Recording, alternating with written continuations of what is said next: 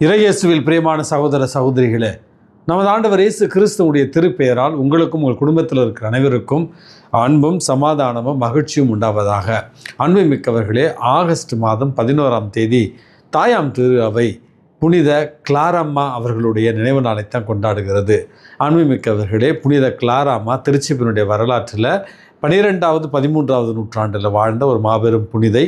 Assisi நகரத்தை சார்ந்தவள். பிரபுத்துவ குடும்பத்தில் பிறந்து சுகபோகமான ஒரு வாழ்வை வாழ்ந்தவர். ஒரு நாள் புனித அசிசியாருடைய மறைவுரையை கேட்டுக்கொண்டிருந்த நேரத்தில், அந்த நேரத்திலேயே தன்னுடைய ஆடம்பர வாழ்வை விடுத்து புனிதமான துறவு வாழ்வை மேற்கொள்ள விரும்புகிறார்.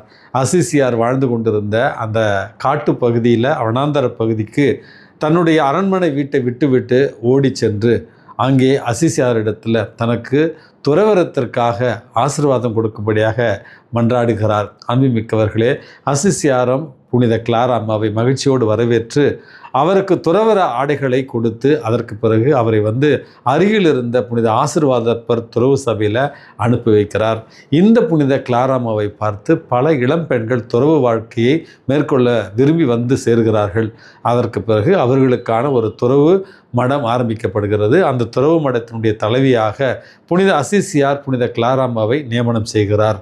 ஏழ்மையிலும் தாட்சியிலும் புனிதத்திலும் வளர்ந்த புனித கிளாரம்மா தன்னுடைய வாழ்நாள் முழுவதும் ஒழுக்க நெறியிலிருந்து சற்றும் குறைவுபடாமல் தன்னையும் புனிதத்தில் வளர்த்தெடுத்து தன்னுடைய சகோதரிகளையும் புனிதத்தில் வளர்த்தெடுத்தாள் என்று தான் அவருடைய வாழ்க்கை வரலாறு நமக்கு கூறுகிறது. கடுமையான தவ முயற்சிகளை மேற்கொண்டிருந்த இவர்களுடைய துறவு சபையினர் ஏழை எளியவர்களுக்கு உதவி செய்கிற இயற்கையோடு ஒன்றிணைந்த ஒரு வாழ்வாகவும், அதே நேரத்தில் இறை வார்த்தையை தியானித்த ஒரு வாழ்வாகவும், நற்கருணை ஆண்டவர் மீது அளவில்லாத பக்தி கொண்ட ஒரு அருட்சகோதரிகளாகவும் தான் இவருடைய துறவு சபையினர் வாழ்ந்தார்கள்.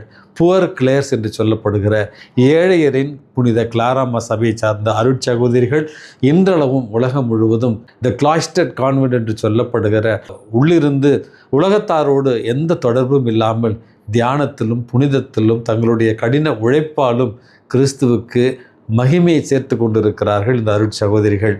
இந்த புனிதையினுடைய பரிந்துரையால் நாமும் தாட்சியோடும் எளிமையோடும் இந்த உலகத்தில் வாழ்ந்திட இவளுடைய பரிந்துரையை இன்றைக்கு மன்றாடி செபிப்போம். ஆன்மீகமிக்கவர்களே, இன்றைக்கு நமக்கு கொடுக்கப்பட்டிருக்கிற நற்செய்தி வாசகத்தில் இயேசுவிடத்தில் திருத்தூதர்கள் விண்ணரசில் மிகப்பெரியவர் யார் என்கிற ஒரு கேள்வியை கேட்கிறார்கள். நாம இருந்தால் இன்றைக்கு அந்த கேள்வி நம்மிடத்தில் கேட்கப்பட்டால், இந்த உலக அரசில் மிகப்பெரியவர் யார் அப்படி என்று கேட்டால், உலகத்தில் யார் வல்லரசு அமெரிக்கா நாடாக தான் இருக்கும். அவங்க தான் அதிக அணுகுண்டுகளை வச்சுருக்கிறாங்க.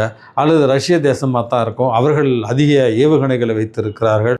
அல்லது இந்தியாவாக இருக்கலாம், உலகத்தில் அதிகமான ஏவுகணைகளையும் அணுகுண்டுகளையும் வைத்திருக்கிறது. அப்படி என்று எந்த நாடுகள் இராணுவ பலத்தோடும் பணபலத்தோடும் இன்றைக்கு இருக்கின்றனவோ அவற்றை பார்த்து தான், அல்லது அந்த நாட்டினுடைய தலைவர்களை பார்த்து தான் இவர் மிகப்பெரியவர் என்று சொல்லுவோம். அன்புமிக்கவர்களே, மனிதர்களுடைய பார்வையில் ஒருவரை பெரியவர் என்று சொல்வதற்கு அவருடைய பணத்தையும் செல்வத்தையும் அதிகாரத்தையும் அளவீடாக குறியீடாக கொண்டு தான் ஒருவரை மிகப்பெரியவர் என்று இந்த உலகம் சொல்லும், இந்த உலகத்தினுடைய மதிப்பீடுகள் சொல்லும்.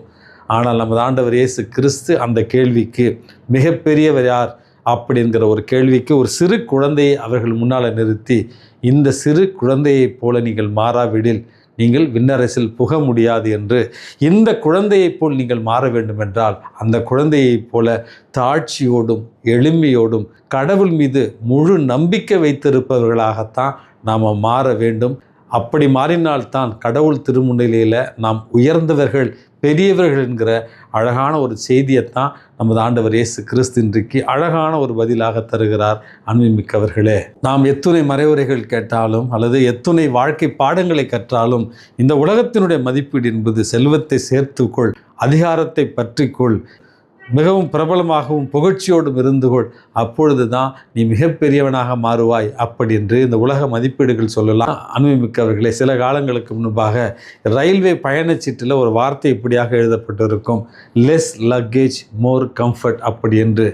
கொஞ்சமாக மூட்டை முடிச்சுகளை எடுத்துகிட்டு போங்க, பயணம் உங்களுக்கு எளிதாக இருக்கும் என்பது தான் அதனுடைய மொழியாக்கமாக நம்ம பார்க்கலாம். இந்த மண்ணுலக வாழ்வில் தேவையற்ற செல்வத்தையும், இந்த மண்ணுலகில் தேவையற்ற புகழையும் சேர்த்து கடைசியில் விண்ணகம் சேர்வதற்கு தடுமாறுவதை விட இந்த மண்ணுலகளை கடவுளை மட்டுமே நம்பி தாட்சியோடும் எளிமையோடும் புனிதத்தில் நம்ம வாழ்கிற நேரத்தில் இறைவன் திருமுன்னிலையில் நாம் உயர்ந்தவர்களாக இருப்போம். இறைவனுடைய திருமுன்னிலையில் உயர்ந்தவர்களாக இருப்பது, நேர்மையானவர்களாக இருப்பது, தகுதியானவர்களாக இருப்பது மட்டுமே நம்முடைய வாழ்க்கையின் நோக்கமாக இருக்க வேண்டும். அதற்காக அன்றாடம் உழைத்திடுவோம்.